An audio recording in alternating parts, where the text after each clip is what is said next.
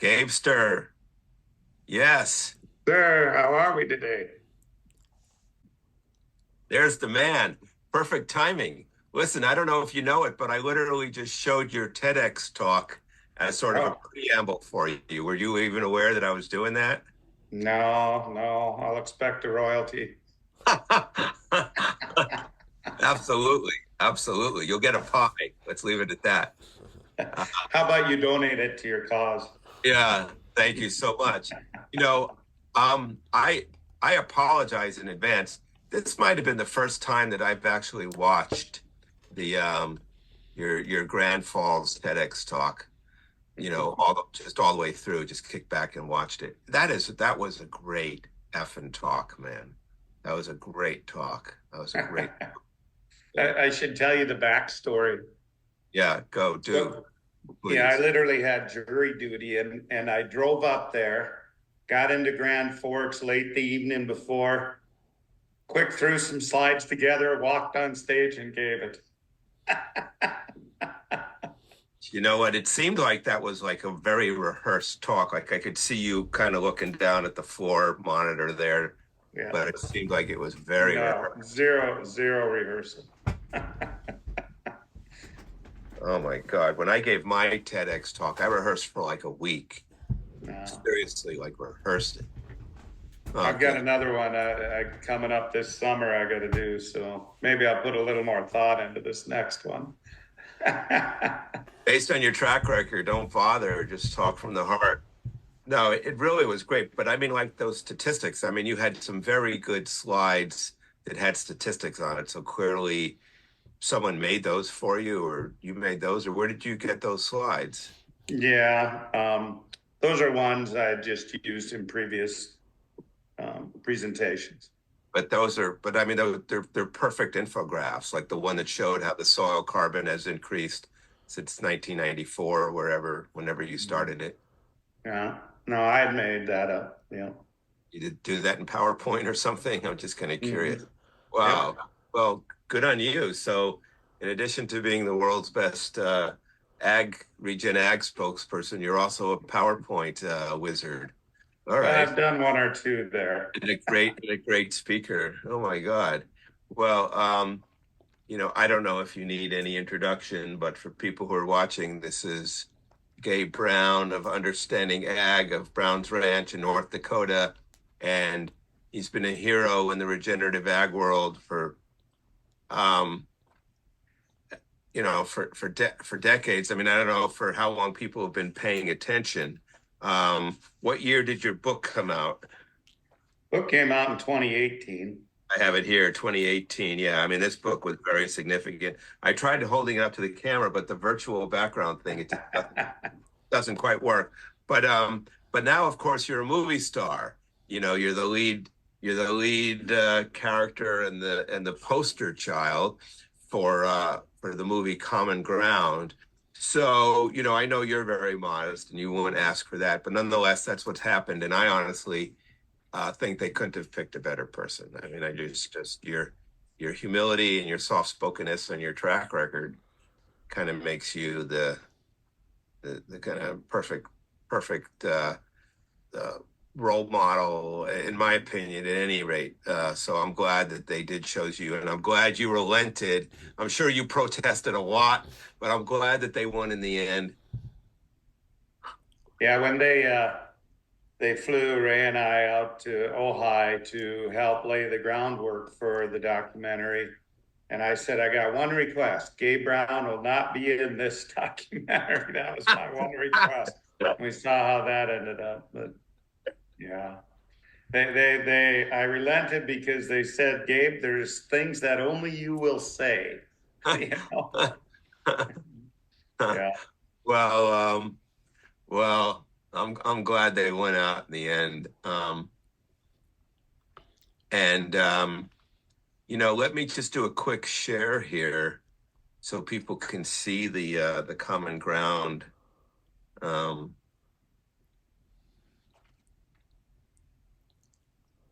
um, Poster and trailer. Oh boy.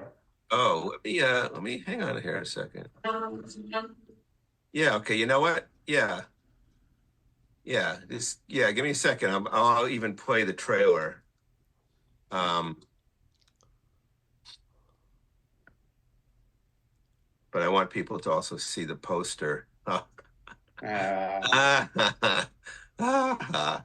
I know you're modest, but I'm going to share this with the crowd for a second. Just give me a second here.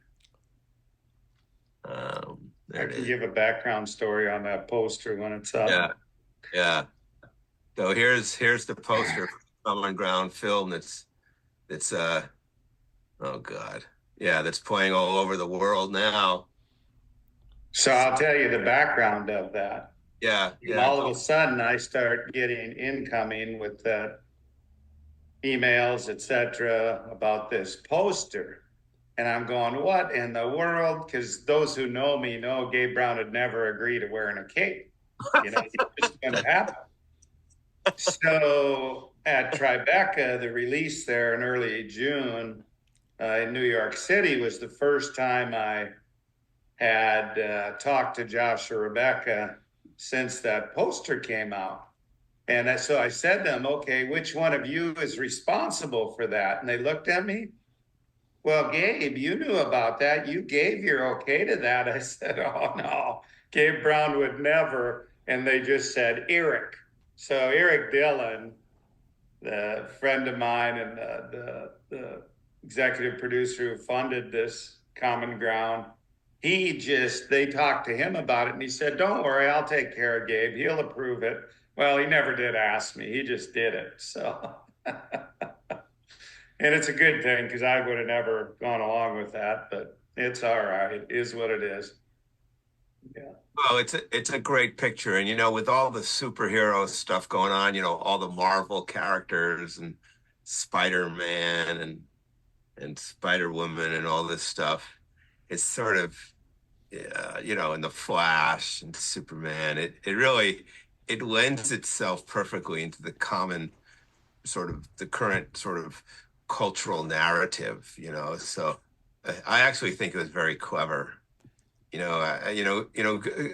on them. I mean, the Kiss the Ground people are great. They're very clever at making movies. They know how to make movies. And I think it does show, Seth, that each of us in our own right can be a hero because we can all do what we can do to help the regenerative movement and to heal our ecosystems. And Gabe Brown is just a common rancher from North Dakota, but I try and make a difference where I can. And I think it's up to each and every one of us to do the same. Yeah. Yeah. Well, that's right. I mean, it's like an ecosystem, right? It's like the biology in the soil, a zillion different bugs and fungi and bacteria and everything else, creates a resilient system. And so that's right. You're one person, I'm one person, the Kiss the Ground people are sort of one force, but it's all of it coming together, and that's what gives us, hope. And then, it's interesting, the cast of characters they have here. I mean, these are like A-list celebrities.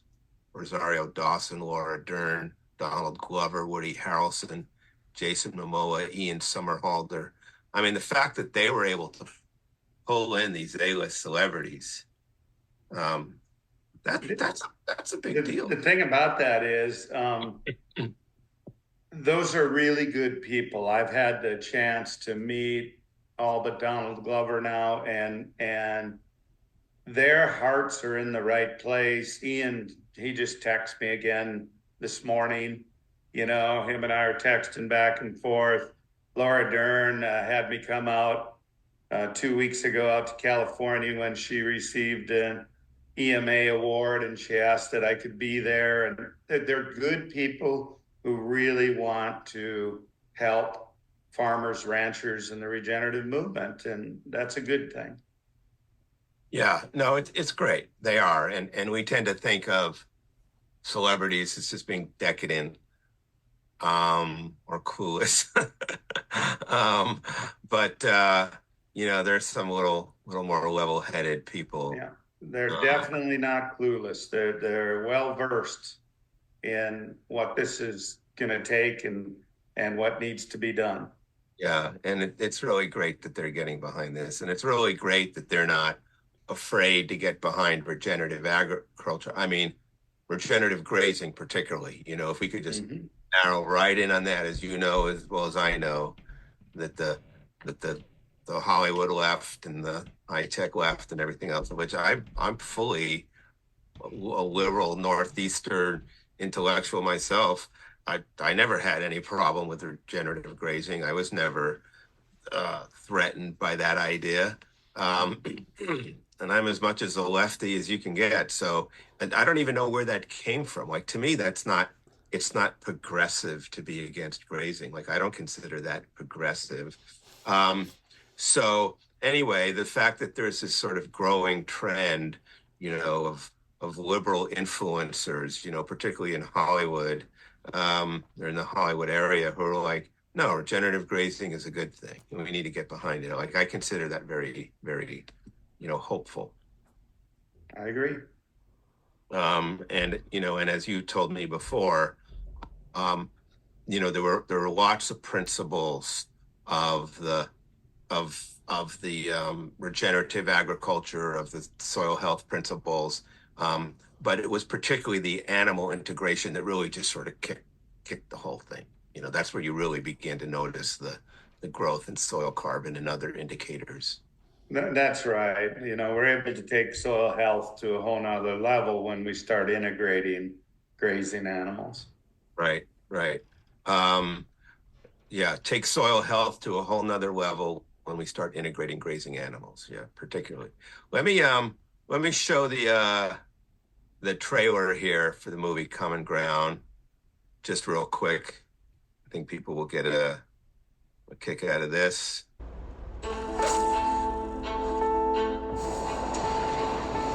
What I'm about to tell you is a matter of life and death.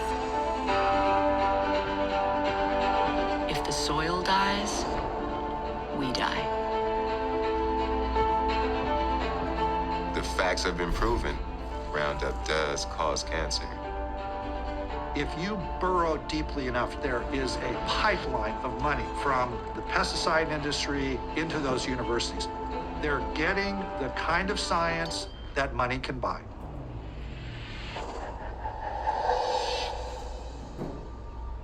Nature is the mother of us all. And if mama ain't happy, we're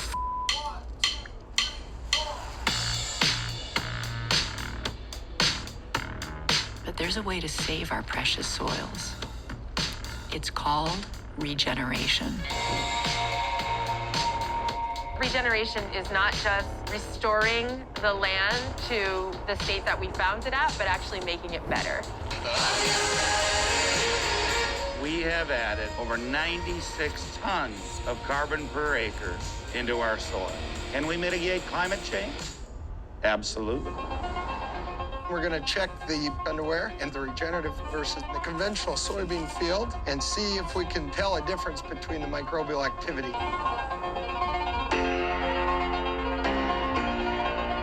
We've eliminated insecticides, pesticides, herbicides. We are saving upwards of $400 an acre. It works out to be about $2 million a year in savings. That is serious cash. I forgot my suit. I feel like I'm underdressed. But if you are the people who can make a change, well, it's high time to finally get regenerative agriculture. Let's prioritize the farmer. Out here in the fields,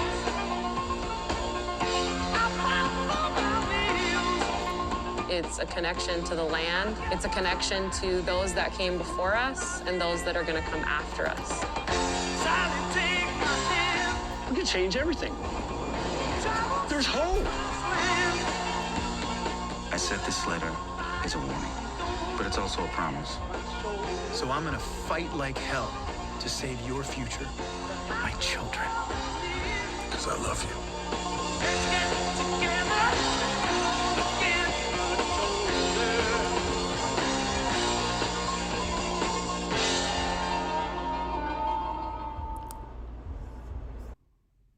Gabe,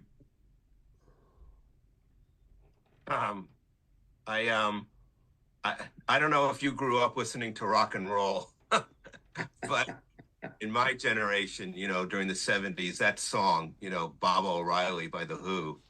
Do you know that song? Did you listen to that growing up? No, I didn't really. Did you even know it like when you heard it just then? Or did your son listen to Yeah, it? I recognized it. I mean, it was a massive, massive, emotional, cathartic song for high school age kids, in the '70s. Like that song, Bob O'Reilly was like the song.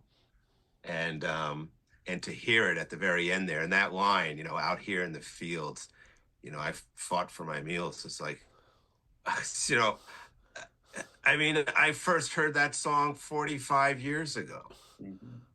or whatever. And I'm like hearing it again in a whole new way. It's very powerful. And they're great. The Kiss the Ground people are just great. They are great filmmakers. God bless them for just pulling that all together. Yep.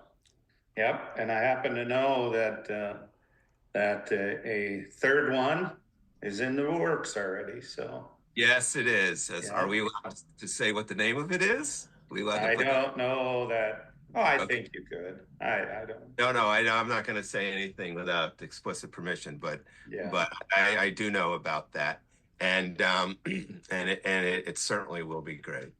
Yeah. Um, just real quick, you've been going to all these events and stuff. Well, of course, you and I saw each other at the debut in Tribeca, but has it just been sort of an unexpected, fun little chapter in your life? Like certainly you weren't expecting that, that at this point in your career, you would be going around the country with like celebrities and stuff, the movie premieres. Yeah. It's not me. It's something I don't relish doing. I have went to just a select number of them, but my passion lies with farmers and ranchers and helping them, and that's where I want to spend my time. Right, right. Well, we appreciate that you're doing it all, that you're spending your time with the farmers and ranchers, but also that you are going on the movie tour. I mean, it helps. It helps to make it more real. For these celebrity in LA and New York types, because they don't know real farmers, Yeah. they just see a movie, they just see a movie, some guy, but then, well, that guy is there. Yeah. Especially when they see me in my bib overalls. On the Yeah, rest of he's in the yeah. theater. So, power to you, really. I appreciate that quite a bit. If people have questions, please, for Gabe, just ask them either in the Zoom channel or in Facebook. So we're doing Zoom, but I'm streaming it into Facebook. So people, please, just hang on. Ask questions wherever in whichever channel. I'll try to monitor both. Now, Gabe, something I just brought up, getting ready for this. Oh, look, Hunter just came on. Haha. Oh, and then she disappeared. Oh, there you are. Hey, Hunter. You may have to turn up your volume, so I need you to unmute yourself. Yep, I seem to be unmuted now. Gabe, how are you? Good, and you? Excellent. That's good. It is very good to see you. Thank you. It's good to be here. Hey, everyone, this is Hunter Lovins that just joined us. Hunter, thank you for coming in. Formerly with the Rocky Mountain Institute and a million other groups. I don't even know how to give you the proper bio anymore. Yeah. But Hunter Lovins is a great heroine in this field and a good mentor for me. And we were just at the UN Climate Conference in Dubai, representing regenerative agriculture, and it was a real honor to be with you there. Hunter, I don't know if you just saw, but we just actually showed the trailer for the Common Ground movie. We just literally showed it a second ago. Do you have any thoughts about sort of that in general, or you know, about the whole the fact that major pictures now are picking up on this theme, and that Gabe is the Super Gabe. Simple Gabe is a sort of reluctant star of all of this. I'd be curious to hear what you have to say about that. Well, in short, making Gabe the star is the right thing to do. Having a movie actor as a star of a movie about agriculture is a bit silly. You want someone who is a genuine farmer, rancher, and having the person who in many ways put the framework together of how do you do regenerative agriculture is just right. So Gabe set forth, you know, admittedly by trial and error, but set forth the principles of regenerative agriculture. These were then picked up by people like Vijay Kumar in India, who then added some of his own. So Vijay uses no chemicals, uses only indigenous seed. You know, in India, they don't eat cows, but they have cows, and the animal impact, the manure, the impact on the ground is critical to the success of what Vijay is doing. It has taken Gabe's principles, particularly the concept that carbon in the soil is what drives profitability. It is what enables you to retain moisture. So Vijay now is enabling millions of very poor farmers in India to triple their productivity, double their profitability, because they have living root in the ground year round, they have cover on the ground, they have diversity of crops, all of Gabe's principles. None of this would have been possible without the work that Gabe has done. So making Gabe the star of the new version of the movie, much better than the old version. Well, I'm turning red and blushing. Thank you, Hunter. But it really, you know, they're not my ideas. Those principles have been around there, and there's many other people who help bring those principles and rules to the forefront to drive the 4 ecosystem processes. But thank you for those kind words. Sure, and all of us stand on the shoulders of people like Bob Rodale, and but I guess he framed the phrase regenerative agriculture. But until you put them into practice and demonstrated the profitability of them, they would not have gotten the wide dissemination.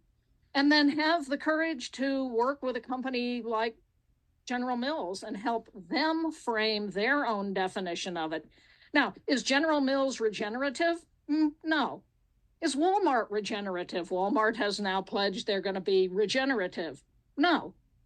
Having these big entities commit to this stuff and try to implement it and help farmers and ranchers implement it on their own pieces of ground, that's important. It is. It moves the needle.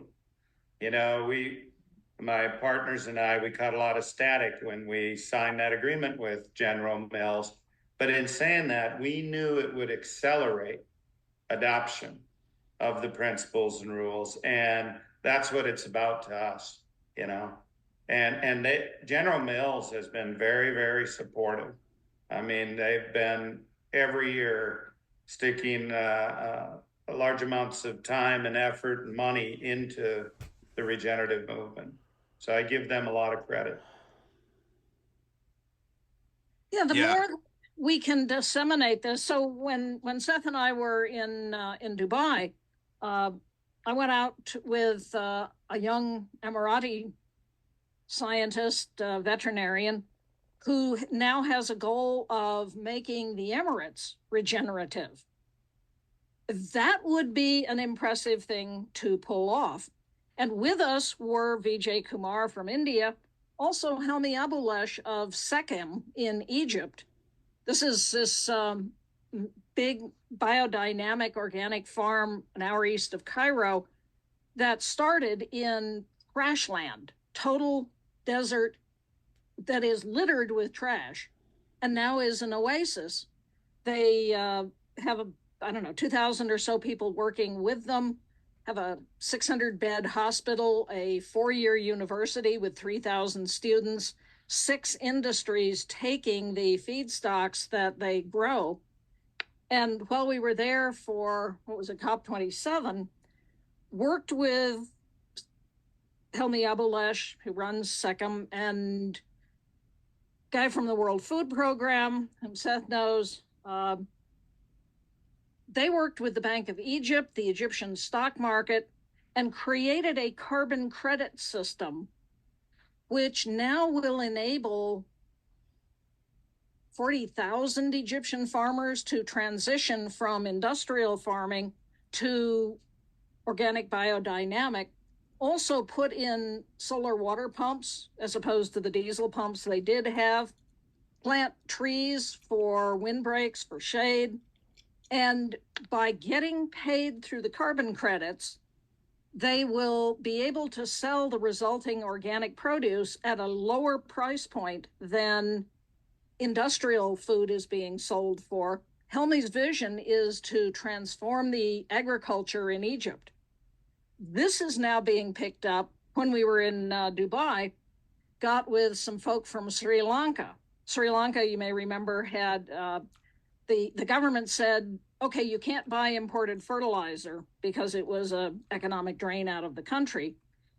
And the farmers said, we have no idea how to make this transition immediately, and revolted, and the government fell.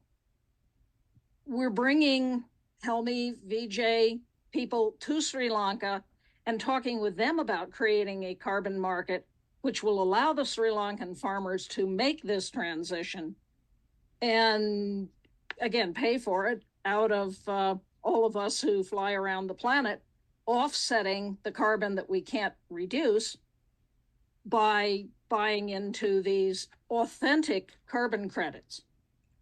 So this is what your work has made possible, Gabe. Yeah, it's many of us. That's good. And of course, as everyone knows, my influencer here was Alan Savory.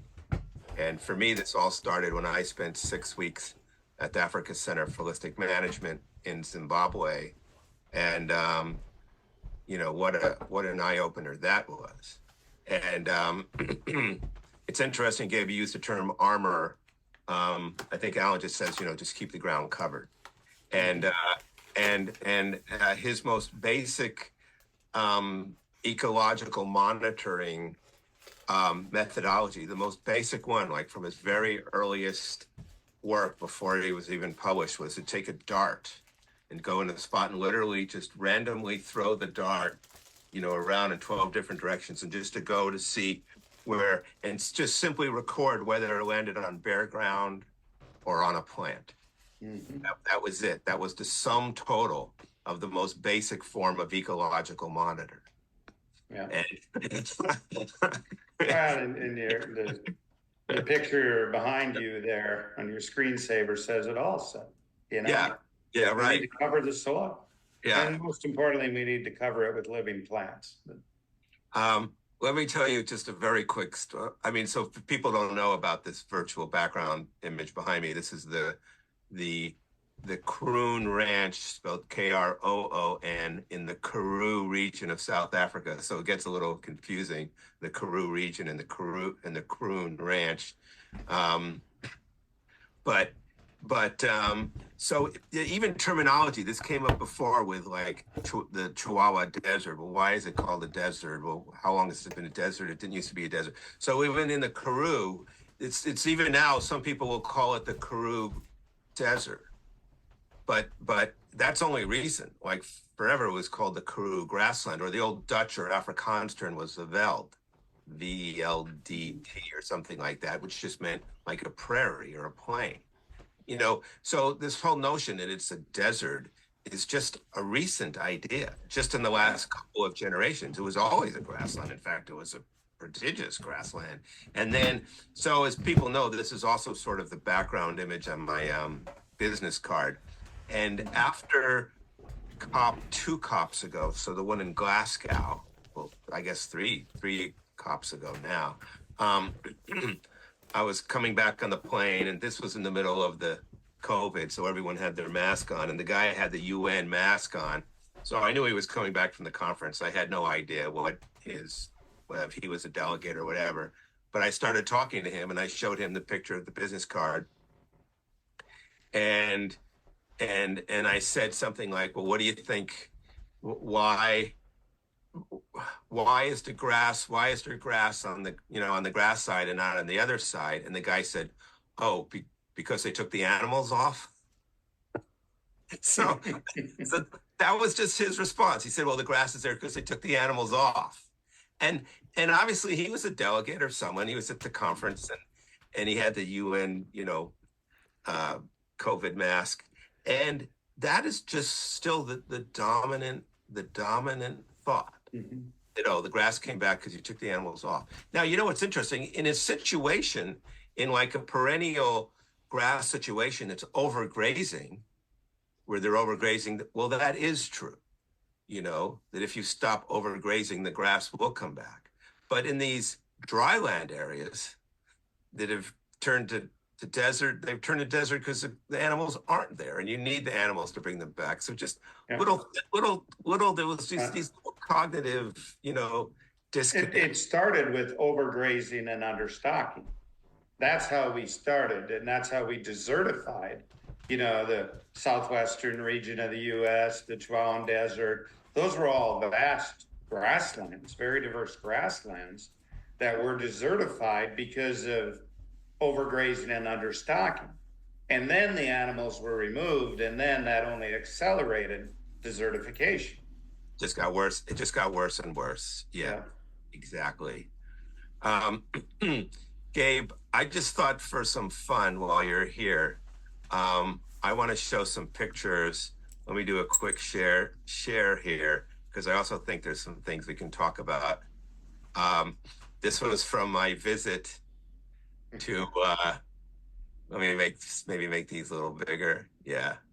This was from my visit to you in 2019. So is that what it was? Yeah, okay. 4.5 years ago now. And just what a great time. These are just sort of all the pictures. They're all just together here, so a lot of them are redundant, but just kind of want people to see. And there's stuff we're going to talk about, but they're all sort of winning photos. Here's the winning photo. These guys here.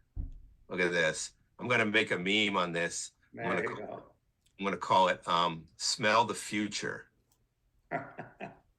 Yeah, and then. Well, I always tell people that Gabe Brown is a poor cattleman, even worse farmer, but I can grow some soil. Yeah, I mean, look at that. Yeah. That's incredible. Jeez Louise. I mean, what do you see? I'm just curious. When you look at this. Hey, buddy. When I look at that, I think back to how when I started, when my wife and I purchased the ranch from her parents in 1991, we could only infiltrate a half of an inch of rainfall per hour. We had 3 inches of A-horizon topsoil. And now, using modern technology, scientists have documented we can infiltrate 32 inches of rainfall per hour. And you consider Bismarck, North Dakota, never in recorded history have we received 30 inches in a year. It pretty much means that any moisture that falls on our ranch is going to infiltrate. The other thing to me that I'm maybe most proud of is work done by Dr. John Norman. Kevin, he took a series of over 300 soil cores, 48 inches deep, and he found we have areas on our ranch now where we have well aggregated soil, 48 inches deep. So to me, that's just, if you have a well aggregated soils 48 inches deep, there's an exchange of oxygen, you have life down there, easy for the roots to reach down there, you're storing carbon deeper than 48 inches, that's what photos like this mean to me. Hunter, what goes through your mind when you see a picture like that? Many things. The cover that everywhere there is living root in the soil, and when you pick it up, you see the living roots. The color, the dark color of that. If you have soil that color, you have carbon in it.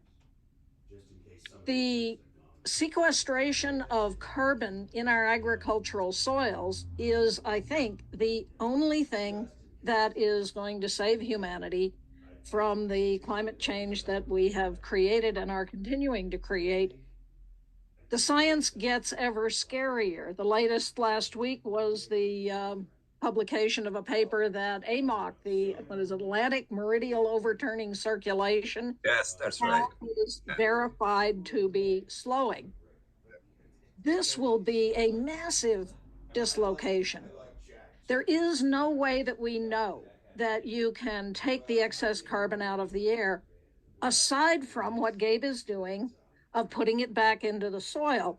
It gets put into the soil when you grow healthy grass, when animals eat it, trample it, manure it.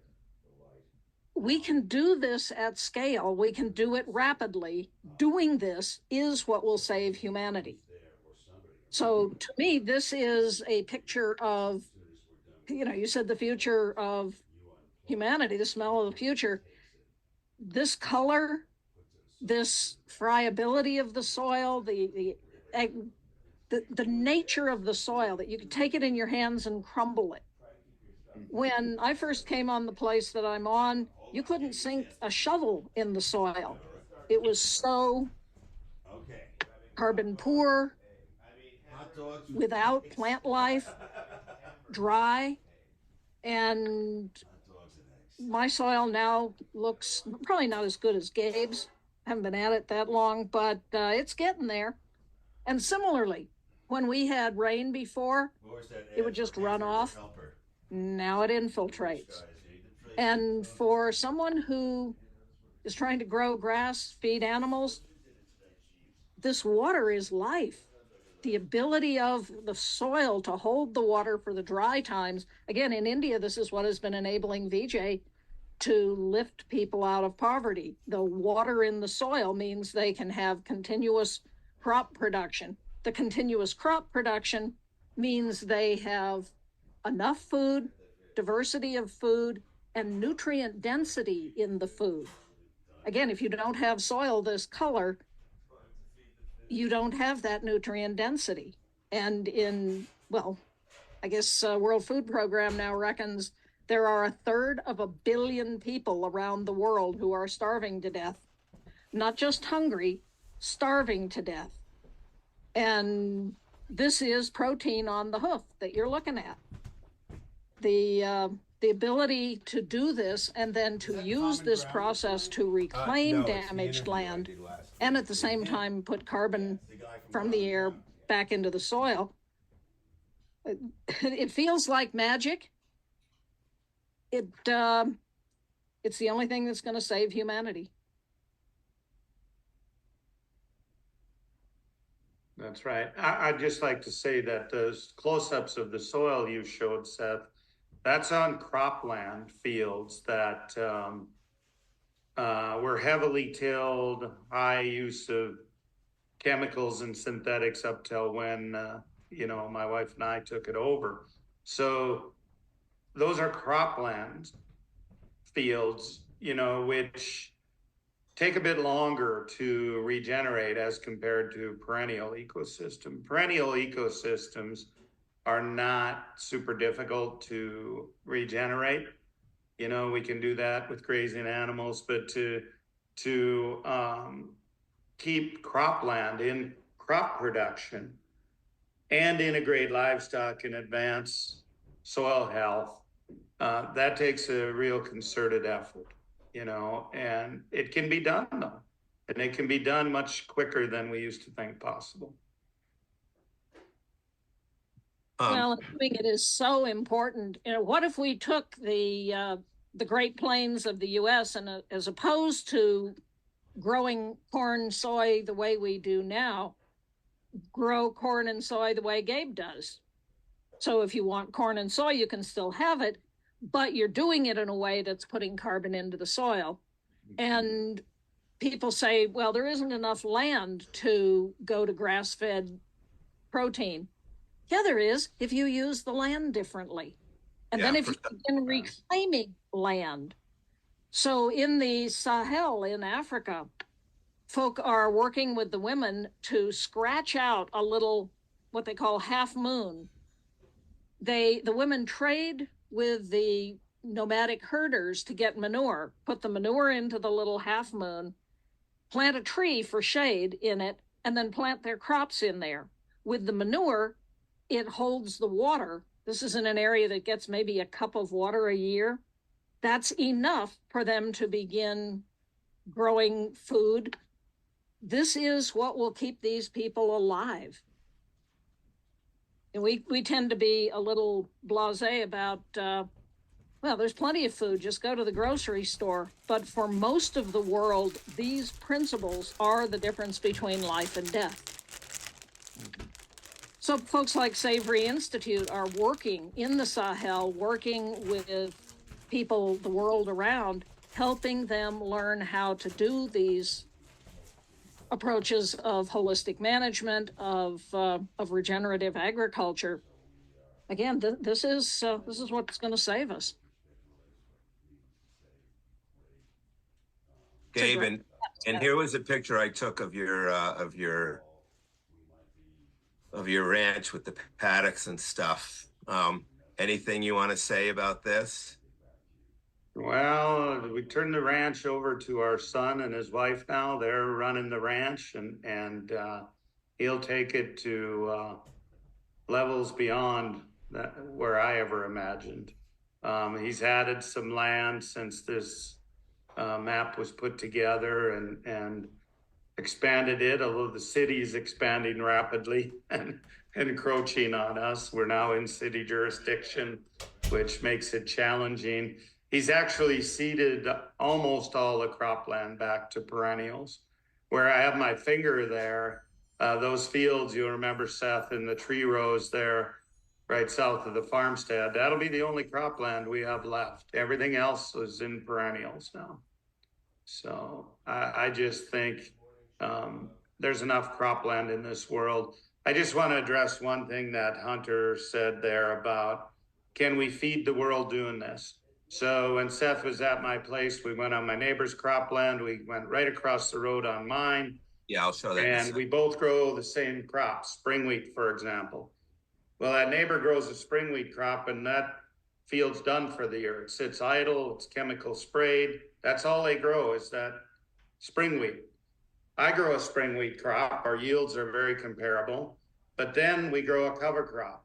We integrate our grass-finished beef, our grass-finished lamb, our laying hens.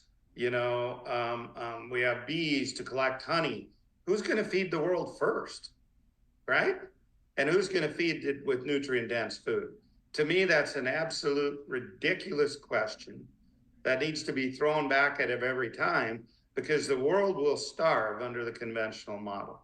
If not from lack of production, it'll certainly starve from low quality food and lack of nutrient density. So this is the only thing he's growing is the spring wheat. Yep. Yeah. So, well, whatever cash crop he's growing that year. Yeah. So, but the ground is bare most of the time, right? Yep. How many months out of the year would you say the ground is bare? Oh, fully 8. Yeah. eight months out of really, spring wheat is only sequestering, photosynthesizing for about 90 to 110 days approximately. And look at the standing water here. Oh my God. Yeah. That's the spot that I always use in my presentations. Yeah. That little spot there, I moved on that ranch in 1983, and that has been tilled every fall since 1983, that low spot. The rest of his acres are no-till, but he tills that spot, and he's only harvested 2 cash crops since 1983 on that spot. Because the water just ponds on there, so what does he do? He tills it again. Makes no sense. When you inherited your property or bought it from your wife's family, was it more or less like his? Oh, it was all tillage. My father-in-law loved his tillage. Yeah. It was like this, more or less. Yeah, it was like that. I would contend even worse. You know, it'd be great if you could get some old pictures to kind of show what it was. Now, unfortunately, not a lot of those around. But. Yeah, no, I know. Now, I just want to do another share here real quick to create some context of the map. Here we go. Yep. I just want to show people where we're talking about. There's Brown's Ranch. So you're just a little bit outside of Bismarck, North Dakota, just big image. I'm actually in city jurisdiction now. So now you're in the ranch is in city limits. But then I wanted to sort of show it, you know, from the Google Earth point of view. Now it's not marked on here, but I know, you know, you and I both know about right where it is. This is you right here, right? It'll be to the left on the screen. Right, a little more left. Right there. Whoops, you went by it. Right. Little bit right there. Right. No, you're by it. Right there. It's right. Yep. See the tree rows there? Yep, there you're on it.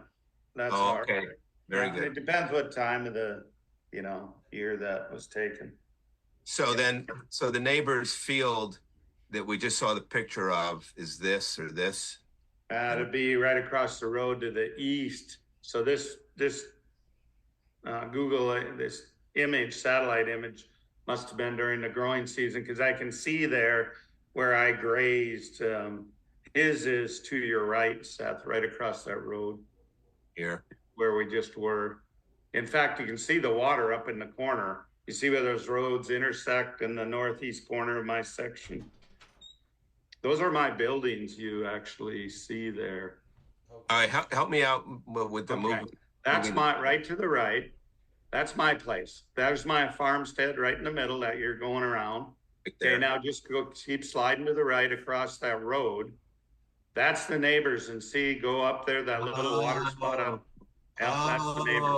So this Google image was taken during the cropping season. But you can see on mine, west of my farmyard where we've grazed cattle, that's why that looks brown there, is because we just had high stock density grazing on it, moving across there. Oh, and this is the row crops of your neighbor. Yep, that's the neighbors. There's that water sitting up in the corner there. Oh, so this is the highway we were on. I thought we were on 83. Yep. We were on that's the highway. There's the roads around my place. Oh, okay. Yep. Very good. Very good. Well, I'd love to get like satellite data, all kinds of data, thermal data, photosynthesis data. And I've even just on my own starting a project where I've been asking producers to send me the Google Earth, the KMZ file, the perimeter file. And there's public domain satellite data. Keep zoomed in where you were. I want to explain something to the attendees. Keep zoomed in there. Okay, stop there. You see, those are my buildings there in the center. Right. Go up towards the top of the screen, and you see that white right north of the road, right? Just barely across the road right there. Okay, that's salinity. Now that's on my neighbor's property. When we bought the ranch, that salinity went all the way down, and you see a little bit of it there yet on mine. But we've pretty much done away with all the salinity now. We have grass growing there where the neighbors just bare white. And that's all due to management and adaptive multi-paddock grazing. Yep, we've been able to heal those saline areas. And I really apologize, Seth, but I have, I'm 1 minute overdue to be on another Zoom. So I apologize, but it was great being with you today, and good luck to everyone. And let's all find common ground for common good. Okay. All right, Gabe. Thanks so much for being here. Nice seeing you, Hunter. We appreciate it. Bye. Thanks. Hunter, do you want to, can you stick around for a little bit? Sure, I can stick around for a little while. All right, so if you will let me share. Oh yeah, sure. Pull up Some You should- photos of. You should be able to. Do you have control? I've got to find it first. August. The bottom of your Zoom, you should. Yeah, no, I'm trying to find the photo. Okay, but you have the capability, right? I should have the capability. Okay, Just all right. photos is not terribly good at letting you find exactly what you're looking for. August.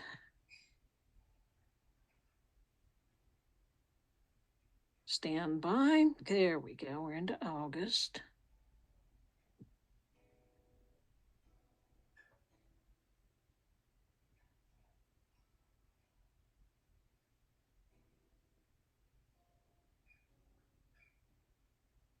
There, June. These bloody things go.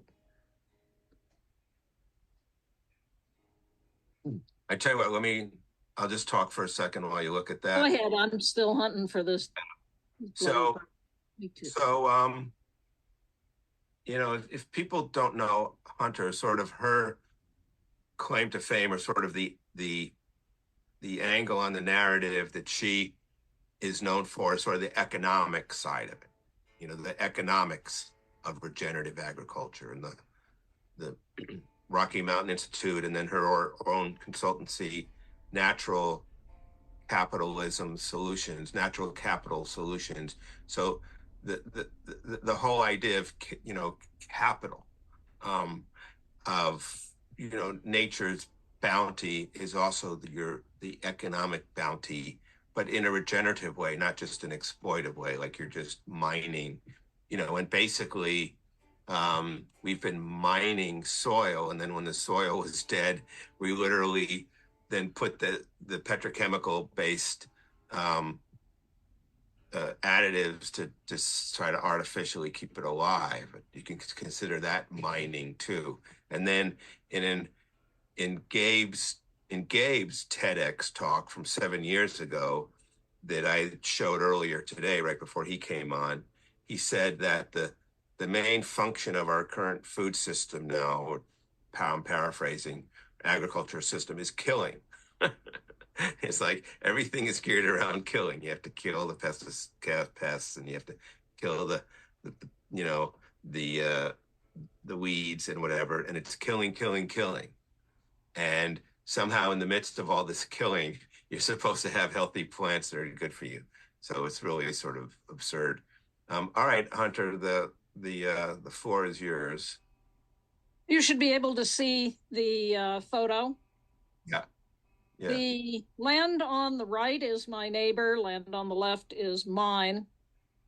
We both graze horses on this patch. You can do this kind of regenerative grazing with many different kinds of animals. This is the neighbor's land. This is mine. Neighbor's land, and you can see the sparseness of the grass. Mine. These pictures are taken literally standing in exactly the same place, looking right, looking left, just looking down at my feet. This is what does it, setting up electric fence and then intensively grazing and then moving. How intensive, how many animals, how often you move. This is different from every piece of ground to another. And it's one of the things that has made it difficult to do exact comparisons. And how much productivity increase do you get? How much carbon do you get into the soil? Every piece of ground is different. But we are now starting to get enough examples like this, where you have fence line, one doing it industrially, one doing it holistically, and you can see with your own eyes the difference.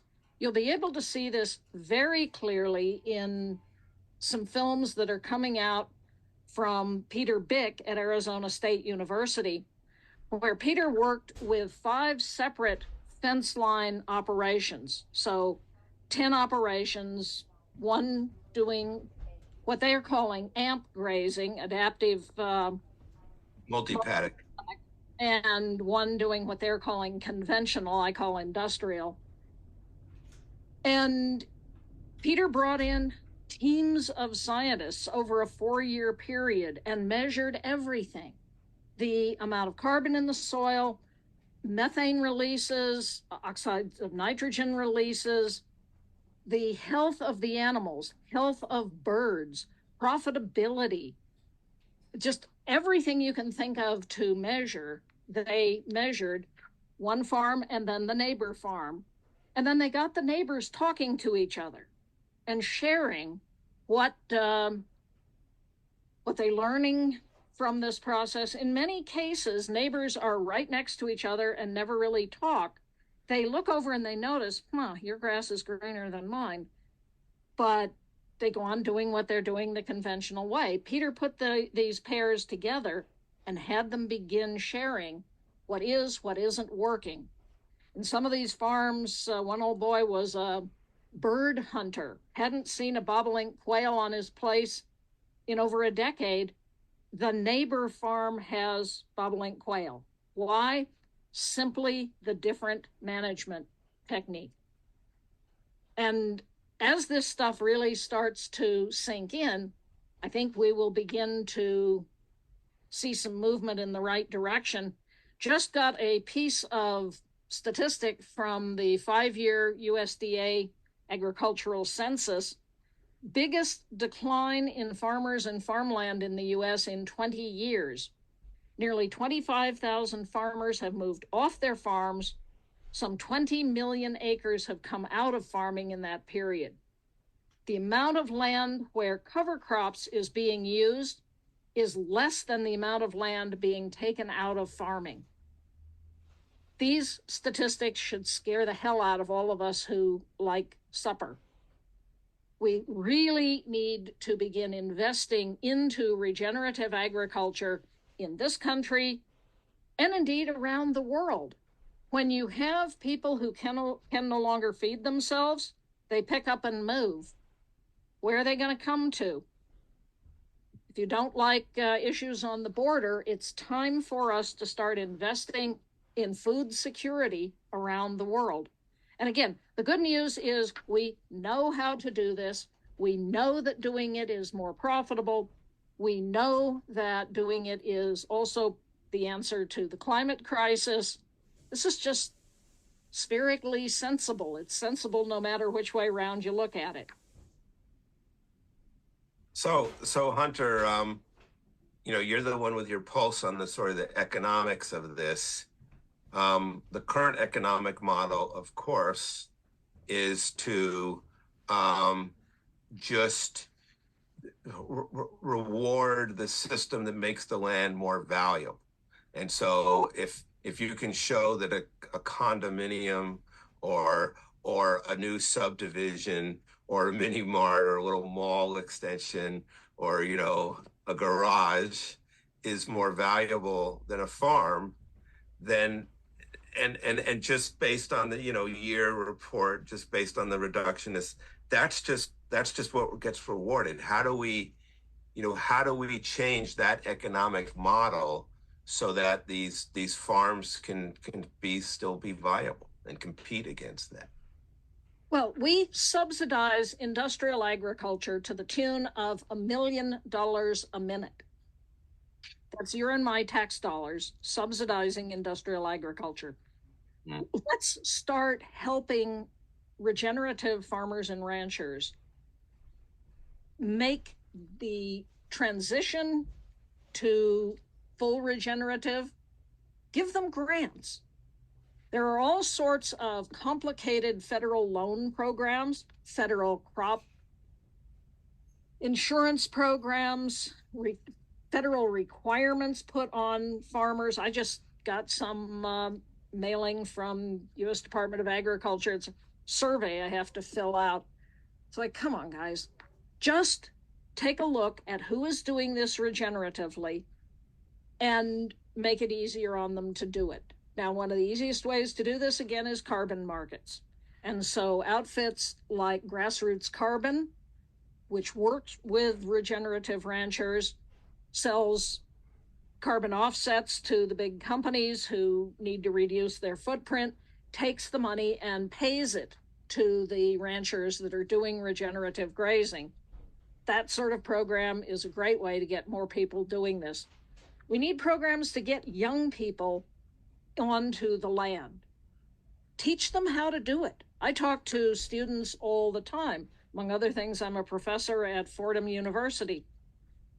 And they say, how can I get into agriculture? Well, right now, it's tough. You can't afford the land. You don't know what you're doing. So creating internship programs, creating training programs to enable young people to get into regenerative agriculture, that'd be a much better use of your tax dollars than subsidizing the big industrial farmers. Absolutely. Well, I would love to see that happen. Is there anything good to report in what's happening with the Farm Bill and the Regeneration America people who are trying to work on changes in the Farm Bill, in the U.S. That's Farm Bill? something everybody should be paying attention to. And to tell you the truth, I've been too busy going down the road the last month to have looked at what's happening right now with the Farm Bill. But check it out. Regenerate America is kind of quarterbacking people's participation in getting engaged with the Farm Bill. Sign up, get on their mailing list, and become active in this. Yeah, Regenerate America is really key. Do you want to drop that URL into the chat, or do you want me? I am just pulling it up. Yeah, they're for people who don't know, that's the organization that's really spearheading the transformation in a good way for the Farm Bill. I mean, you know, of course, how these things work. All the lobbyists show up and they just tell the senators and the Congress people to keep the subsidies coming. I mean, that's basically what it is. The Farm Bill is just a set of subsidies. But there are cool people like our colleagues at Regenerate America who are trying to get the right thing to happen. So I'll be curious to know what progress they've made in that regard. They have a whole section on the website of recent news. The Inflation Reduction Act invested in rural America. Now those funds may be in jeopardy. It should go without saying, it matters who you vote for. Pay attention to what candidates are saying. Are they in support of regenerative agriculture, or are they in the pocket of big ag? Studies showing only 4% of U.S. adults understand the significance of regenerative agriculture. Good on you, all of you who are here listening to this program, getting inspired by Gabe Brown. But start spreading the word. Why do you care about regenerative agriculture? Tell your friends. Tell them to go on this website and pay more attention to what's happening with the food we eat. Yeah. And Seth, I've got to do what Gabe did and take off. I've got to hop on another Zoom call. All right. Well, Hunter, happy Valentine's Day. Thank you.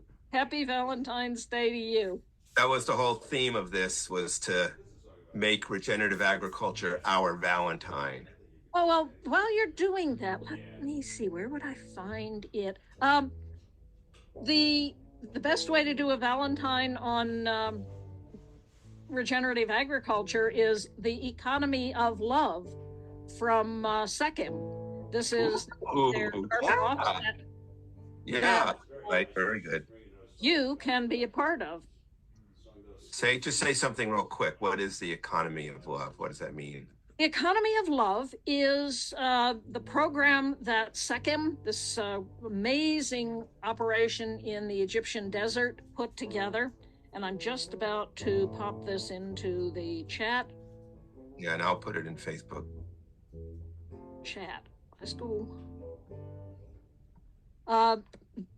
They work with Egyptian farmers to help them switch from industrial agriculture to regenerative, and then measure the amount of carbon that doing this puts into the soil. on the basis of that, they create carbon credits. There you go. And they, the money from the carbon credits pays the farmers to do this transition. It pays them enough that they are able to charge less for their produce than if they were growing it industrially. And again, this is what will enable Egypt to transition from industrial agriculture to regenerative agriculture. So check it out, SEKEM, SEKEM, Economy of Love. They describe what they're doing. They are incredibly transparent about what it is that they're doing. And you can even go and visit SEKEM. It is an incredible oasis in the middle of what used to be a desert. Yeah, I'm sorry I missed that last year, but could be another opportunity. Yeah, this is great. Well, these things are like little islands of hope for us. They are. That's exactly what they are. They're like little life rafts, and we just need to have them expand. And you know what's interesting is you hear about these tipping points, and it's always a negative tipping point. But there are also positive tipping points. The whole idea of quorum sensing, where suddenly the land is getting much better very quickly. Like with the soil carbon, like the certain things like Gabe was saying, was kind of creeping along, getting better and better, and then all of a sudden it got much better.